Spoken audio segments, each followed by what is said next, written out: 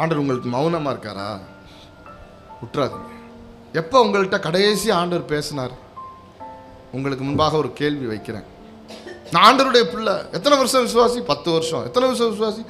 நான்லாம் 50 வருஷமாக வந்துட்டுருக்கேன் தெரியுமா? 30 வருஷமாக வந்துட்டுருக்கிறேன்.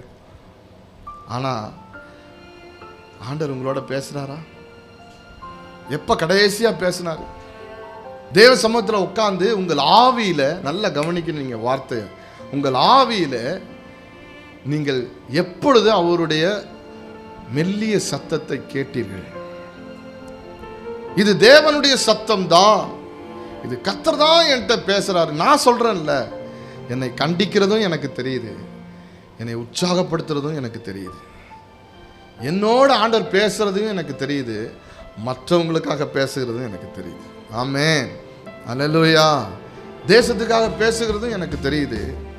ஆண்டவர் பேசும்போது ஒரு காரியத்தை வெளிப்படுத்திட்டு அதை வேற விதமாக புரிந்து கொள்ளாதபடி வேற ஒரு இது இந்த அர்த்தத்தில் புரிஞ்சிக்காத, இந்த அர்த்தத்தில் புரிஞ்சிக்கன்னு சொல்லி அதை சரியாக டிஃபைன் பண்ணி அதை சரியாக அளவு கொடுப்பது, அளவிட்டு செய்வதற்கு தக்கவாறு கிளீனாக ரொம்ப திட்டமாக பேசுகிற கர்த்தர். கரங்களை வைத்தலையா சொல்லுங்க.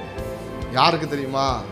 யார் வாஞ்சிக்கிறார்களோ, யார் ஏங்குகிறார்களோ, அவருடைய மெல்லிய சத்தத்துக்கு காத்திருக்கிறார்களோ அவர்களோடு கர்த்தர் பேச விரும்புகிறாரு.